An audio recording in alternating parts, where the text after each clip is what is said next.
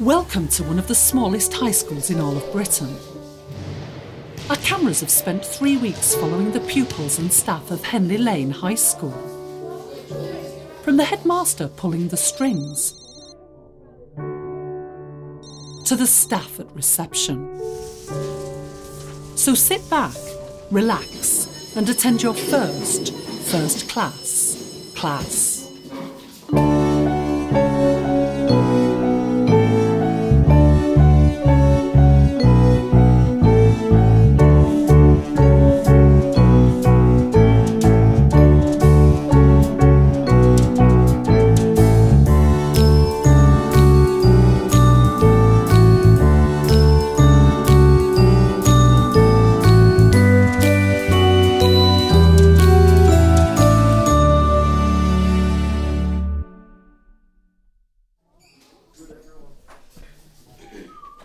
It's 8 a.m, and head teacher Mr. Bennett has called his staff in for an important meeting.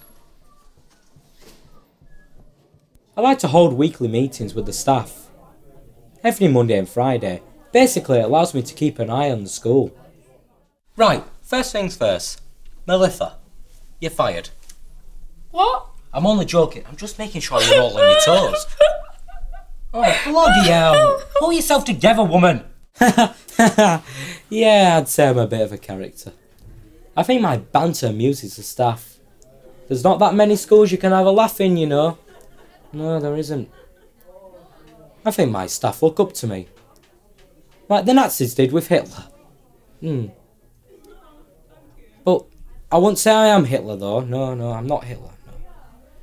I'd say I'm more like Dumbledore. Shame he died though, yeah. Mixed in with a bit of Peter Kay. Oh! Garlic bread! Oh,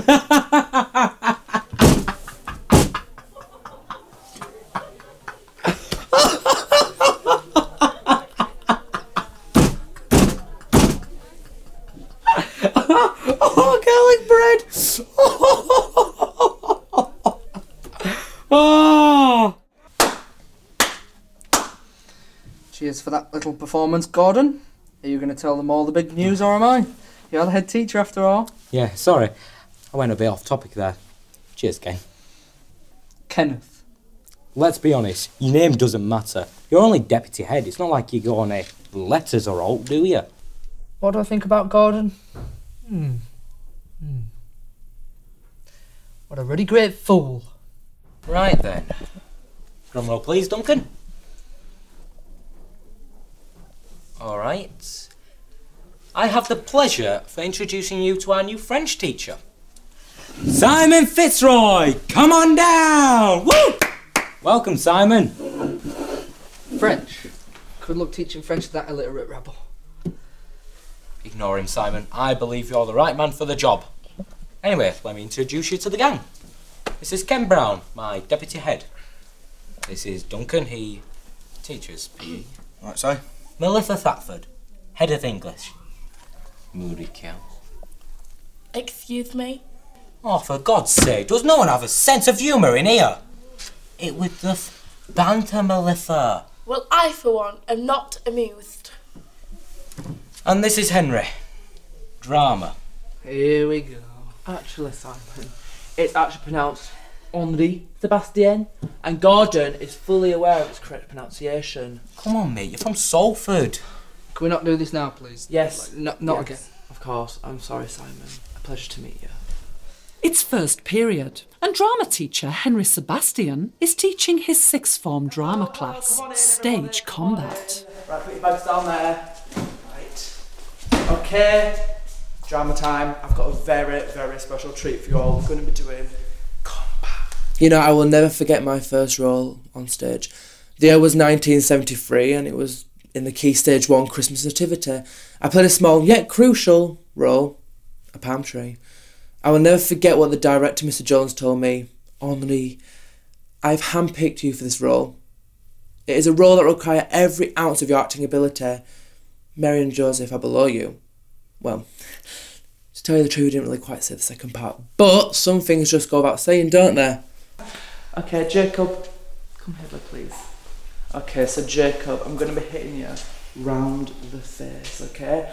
But I'm actually going to be hitting your hand, okay? So, hand, not face. Your hand, not your face. Your hand, not your face. Where am I going to be hitting you, Jacob? Hand, sir. Okay, so just put your hand, please. It brings a tear to my eye when I see the children acting.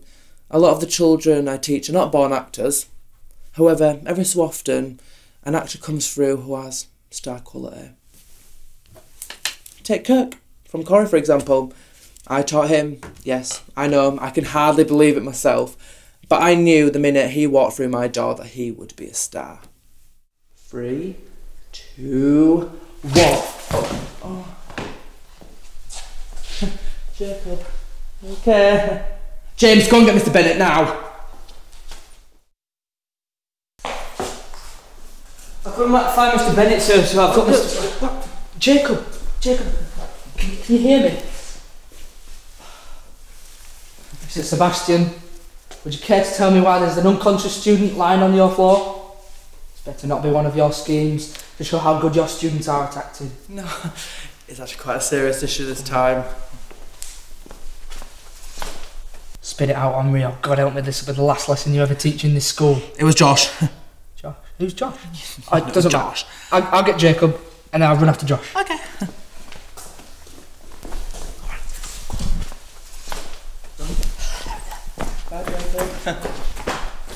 Well, that was quite a dramatic occurrence. Unexpected, obviously. Right, well, considering that we've only got 20 minutes left of the lesson, I suppose that we should do something else.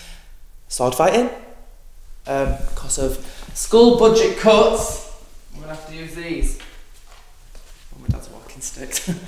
But they're still very useful. Any volunteers? James, yeah. Perfect. Okay, right. Are you ready for this, James? You better be, because I'm quite professionally trained, if I'm honest, but bring it on.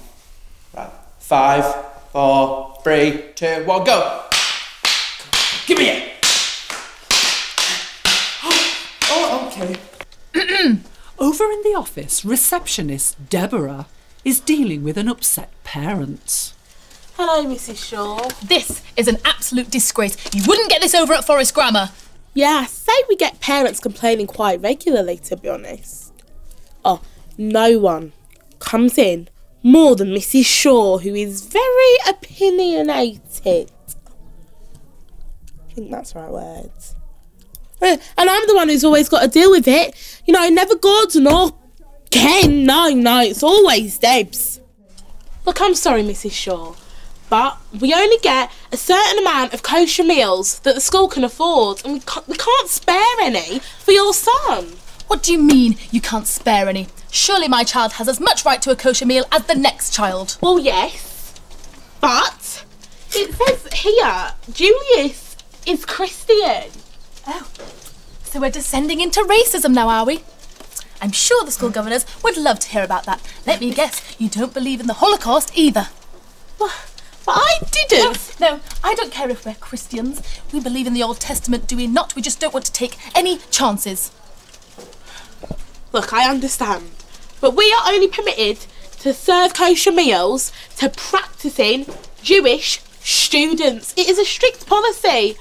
There's nothing I can do. Fine, if that's the backward society we live in today, then could you at least give my son his packed lunch, if you're not going to give him any kosher meals?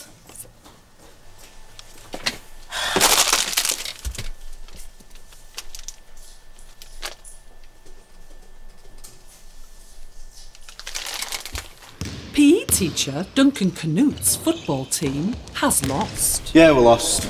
I'm absolutely gutted, to be honest. What a very good game, were it?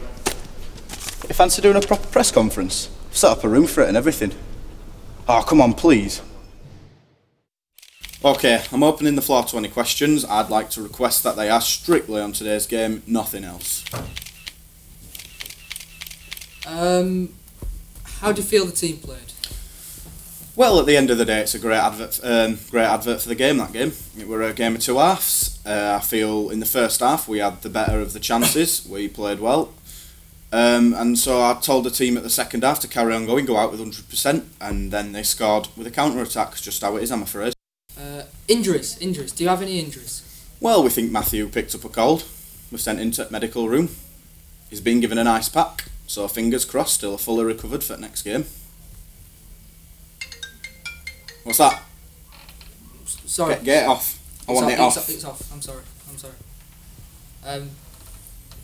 What are your thoughts on your next game and your opposition in there? I don't know how many times I had to say, I won't answer questions not about today's game, and you ask questions about the next game. I only talk about the game that's just happened today. If you're not going to listen, don't come to the press conference, okay? If you don't follow rules, go! I'll go then. Husband and wife team, Judith and Kenneth Brown, have worked at Henley Lane High School for a combined 27 years. But today, there has been a disagreement. Yes, we did meet at the school. I was young, handsome and fresh out of university when Judith signed up as a dinner lady. I think it's fair to say it was love at first sight. Oh, come on, Ken, stop talking for the cameras. We both know that A, you've never been a looker. B, I'm not a dinner lady. I'm an education centre nourishment consultant. And C, I only ever went out with you because I felt sorry for you. Sorry, Judith. You're right. Yeah, I shouldn't have tried to mislead the viewers. I know I'm right. Come on, Jude. You know, if I could, I would. Don't you do me. You're a pathetic excuse for a man. So you tell me you can have all these days off, going on all these courses, but as soon as I want a tiny day off to go to Zumba, it's all no. But we need you in the kitchen. Jeremy and Nicola can cope without me for a day. But... Look, Kenneth, this is how it's going to go. I'm going to go to Zumba tomorrow with the girls, and you're going to make it a paid absence. Judy, I can't.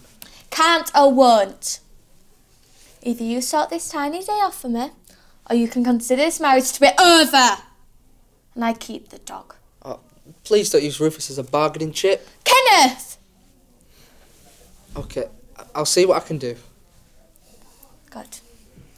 I'm glad we've got this little matter sorted. Now, what do you fancy for tea? I was thinking a toad in a hole. Oh, can we have a Chinese? I really fancy a Chinese. We're having toad in a hole, Kenneth. Okay, sorry, Judith. Toad in a hole sounds lovely. Outraged by the news that Mr. Canute stormed out of his press conference, Headmaster Gordon has called him into his office. Come on, Duncan, why did you do something stupid like that? We're trying to make a good impression of the school, you know. You're gonna have to apologise, mate. Come in.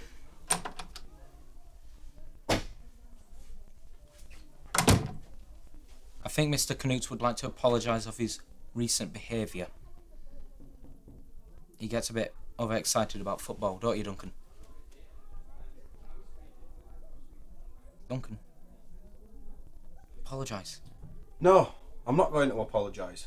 How would you feel if a phone went off in one of your meetings? Well, excuse me, Duncan, but I am a professional. I do not have my phone on in my meetings, and it is on silent if you want to know.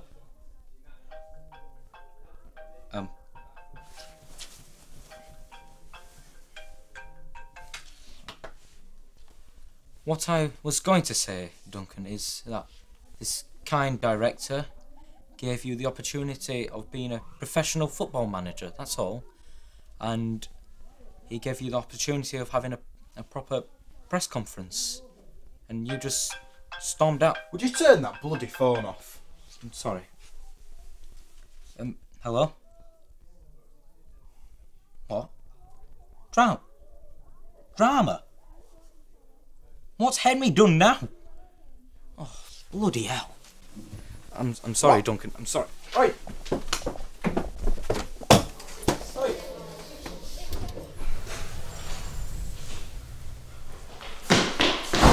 What the bloody hell is going on here? We were learning stage combat, and I accidentally stabbed him. It was an accident, sir. I wasn't sure it wasn't your fault. Come closer. Closer. Oh, thank you. I want to be remembered as a good man, an inspirational teacher, dancer, actor, singer, writer, producer. Basically, I just want to be remembered exceptional in all the fields of art. Stay strong, Henry. Henri! I've got an ice pack! Oh, Jesus Christ, not again, Henri! New French teacher Simon Fitzroy has just one sixth form pupil, Jacob, who has now fully recovered after being knocked unconscious by Mr. Sebastian. I'm really looking forward to this. I've been out of teaching for a while for reasons out of my control, but anyway, all that's behind me now. I'm happy to get back to doing what I love most, inspiring the next generation. Congratulations. You were able to repeat. So yeah, all you need to do is tie a couple of bricks to him, to weigh him down, then push him off the boat. Have you got that? Alright, talk closer again. Bye. Love you, Mum. Could you just have a word over it? Yeah, sure. Yeah, I just need We a just word. wanted a word with you, Simon. What the bloody hell is going on in here? We were just watching Ratatouille, obviously. Oh yeah, Ratatouille. I'm not a big fan. Don't get me wrong, I'm a huge fan of Pixar. My favourite film has to be yeah. So sad to see Ellie die and No. Do you think this is an appropriate lesson for halfway through this? Mock exams are coming up. Well, it's a French film with English subtitles. What's the problem? The problem is... The problem is, Simon! Well, I think it's a bit obvious, really. No. Go on, Gordon, what's the problem? The problem is... we want lessons, not films. Yeah, we want films, not lessons. Do I make myself clear? Perfectly clear. Good. Wait, aren't you married to the dinner lady? Yeah, yes. She's an education centre nourishment consultant. Yes. Why? Don't you both live on Lightwood Drive, number 12? Yeah, we went for Christmas dinner last year. What does this have to do with anything? How do you know? It's just I used to know someone who lived near there. Take care of yourself, Mr. Brown. This is Gustav's? Yes. May I? Of course. What a guy!